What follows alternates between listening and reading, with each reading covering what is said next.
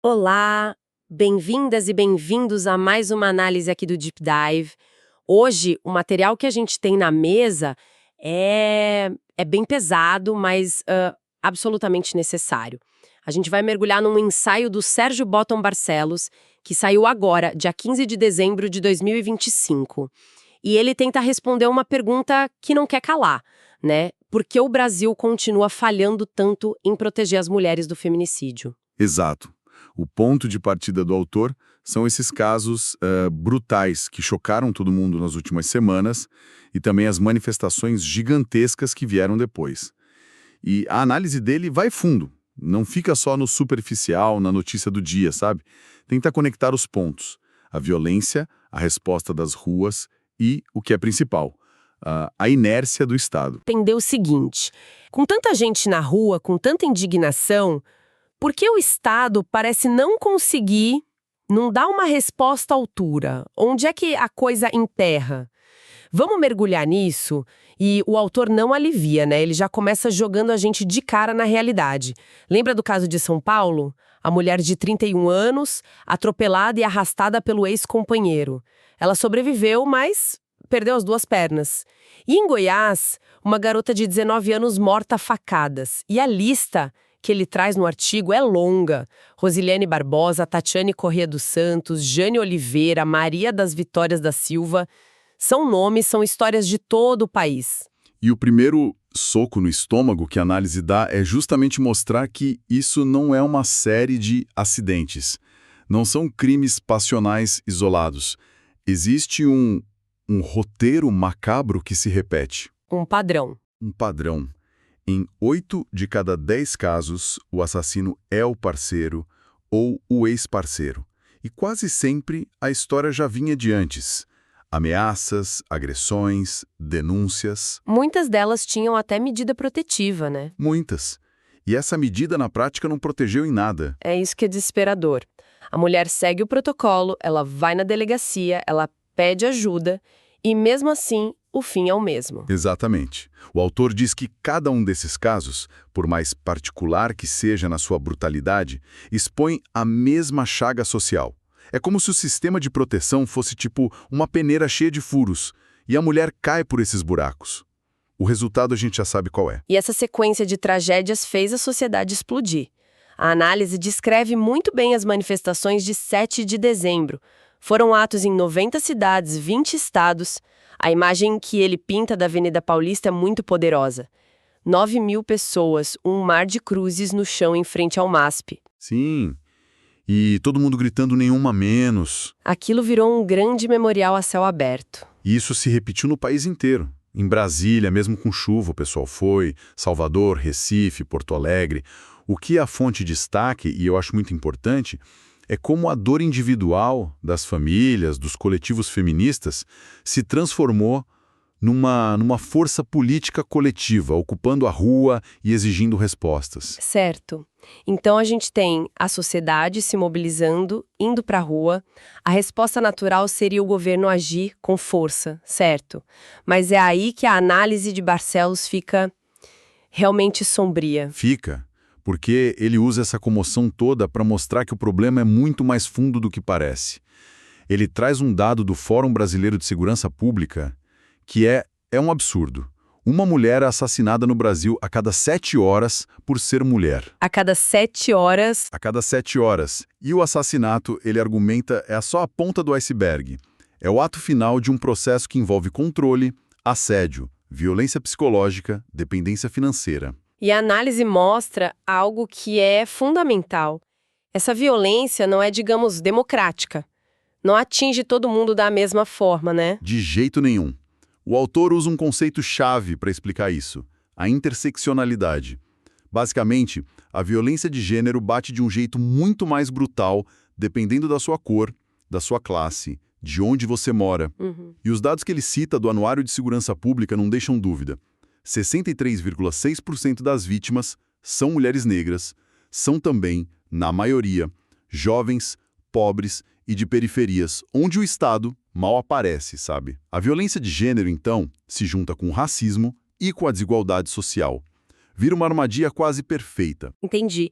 Então não é só uma questão de ser mulher, mas de que tipo de mulher a sociedade e o Estado decidem que é mais descartável, cuja vida vale menos. Isso é muito pesado. E se o problema é tão estrutural, a gente volta para a questão do Estado. O que está sendo feito? É aí que o ensaio aponta o dedo para o centro do poder.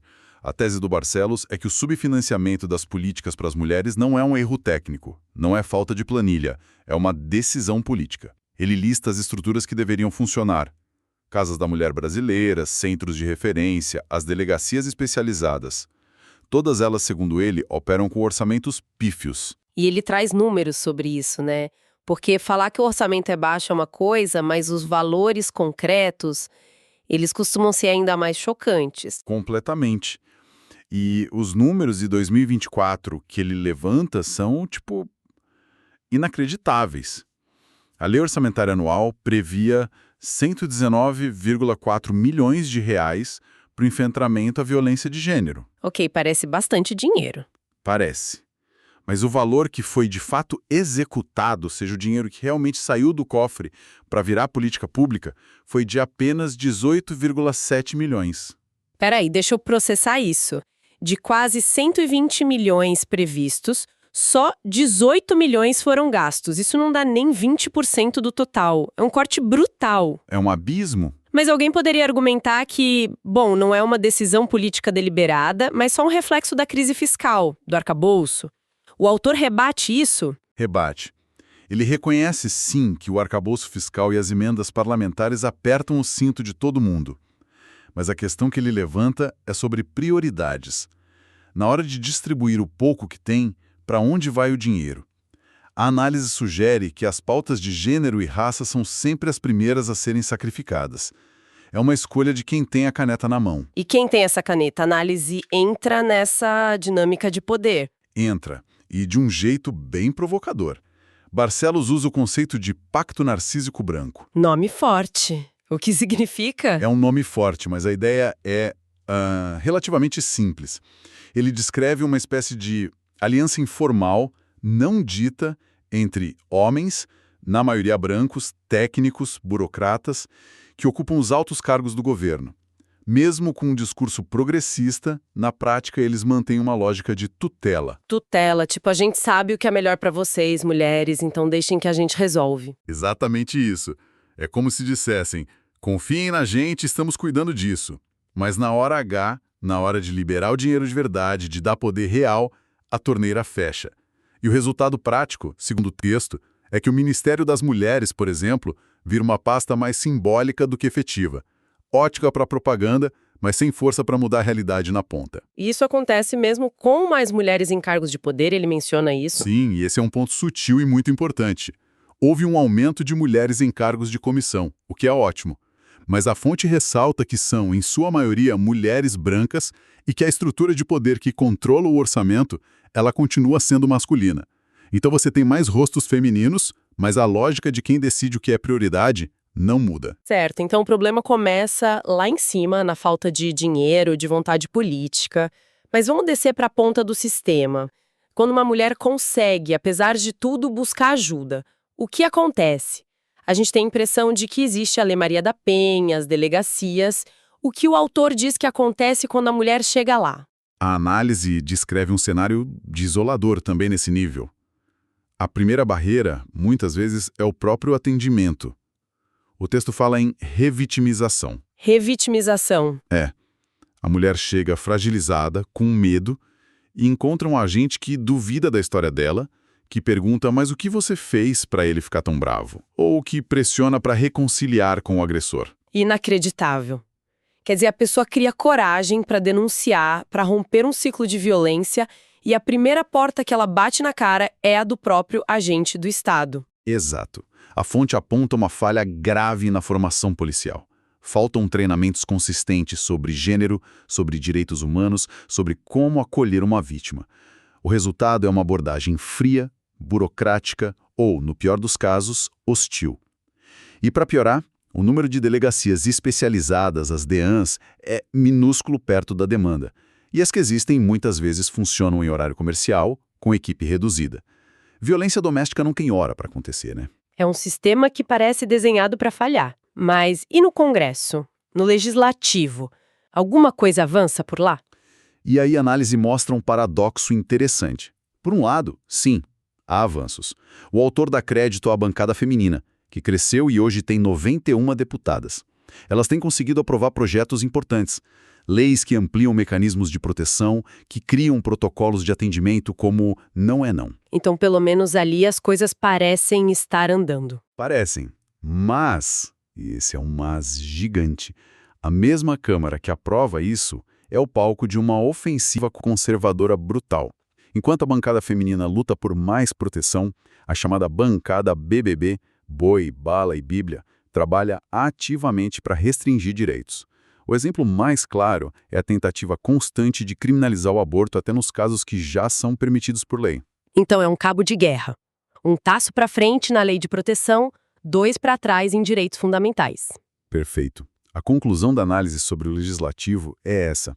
A gente até consegue criar mais leis, mas tem uma dificuldade imensa de transformar isso em política pública, com dinheiro e estrutura.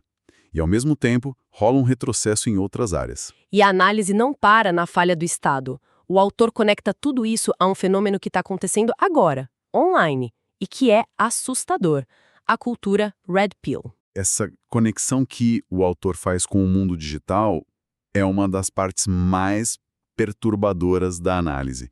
Porque ele está basicamente dizendo que tem uma fábrica de misoginia funcionando 24 horas por dia nas redes sociais, sem controle nenhum. E como funciona essa pedagogia do ódio, como ele chama? É um ecossistema de influenciadores, fóruns, grupos, muito ligado à extrema-direita que vende para meninos e jovens uma visão de mundo extremamente tóxica. A lógica é apresentar supostas verdades duras sobre as mulheres, que elas são interesseiras, manipuladoras, que sempre vão trair. É um discurso que alimenta a frustração masculina e oferece uma resposta simples: a culpa é delas. E isso cria uma espécie de clube do bolinha online que valida o ódio, né? Exato. Normaliza o controle, legitima a agressividade como uma resposta natural do homem. E ensina que a violência, seja psicológica ou física, é uma linguagem aceitável. É o machismo de sempre, só que com uma roupagem pop, digital e com um alcance assustador. Está formando uma geração de homens que vê as mulheres como inimigas. E o Estado entra onde nessa história? Na omissão. O autor aponta 2 falhas gritantes. Primeiro, a ausência de uma regulação séria das plataformas, que deixa esse discurso de ódio se espalhar. E segundo, o desmonte de políticas de educação para a igualdade nas escolas. Sem uma formação crítica na escola e com acesso livre a esse veneno online, os jovens ficam à deriva. E essa masculinidade tóxica, no limite, explode na forma de um feminicídio. Faz todo sentido. A violência não nasce do nada, ela é cultivada. É isso. E a argumentação final do autor amarra tudo. Ele diz que essa desimportância dada à pauta das mulheres no governo, essa falta de dinheiro, não é um detalhe técnico. É a prova de que a própria estrutura do Estado brasileiro é machista. É uma máquina que, na prática, normaliza a violência. A solução para ele não é só criar mais leis. É preciso mais, então. Muito mais. É preciso colocar dinheiro de verdade, criar uma rede que funcione de forma integrada, delegacia, posto de saúde, assistência social, emprego. Mas, acima de tudo, o que o ensaio defende é uma mudança cultural dentro do próprio poder. É preciso quebrar esse pacto e reconhecer que a vida das mulheres é uma pauta central, não secundária. Uau! A análise é um verdadeiro raio-x da tragédia. A ideia que fica é que tratar o feminicídio só como um crime passional ou um problema individual é a desculpa perfeita para o Estado e para a sociedade lavarem as mãos. Exato. É tirar o foco do que realmente importa, a dimensão estrutural. Cada vez que a gente olha um caso como uma tragédia isolada, a gente perde a chance de cobrar políticas que poderiam ter evitado não só aquela morte, mas as próximas. E ao final, a análise nos deixa com algumas perguntas no ar, né? Que são essenciais para a gente levar e refletir. Sim, perguntas que ficam ecoando. Por exemplo, que vidas o Estado brasileiro decide que vale a pena proteger de verdade? Onde fica a segurança das mulheres, principalmente das negras e pobres, na lista de prioridades do país? E pensando no futuro, Que candidatos e candidatas estão de fato apresentando projetos para as mulheres que vão além do discurso e incluem previsão de orçamento, metas claras, coisas concretas? São as perguntas que realmente importam. E antes da gente encerrar, é fundamental passar a informação de serviço que o próprio artigo reforça. Em caso de violência contra a mulher, a orientação é procurar a Central de Atendimento à Mulher. O número é o 180, a ligação é gratuita, sigilosa e o serviço funciona 24 horas por dia em todo o Brasil. Por favor, repassem essa informação, ela pode salvar uma vida.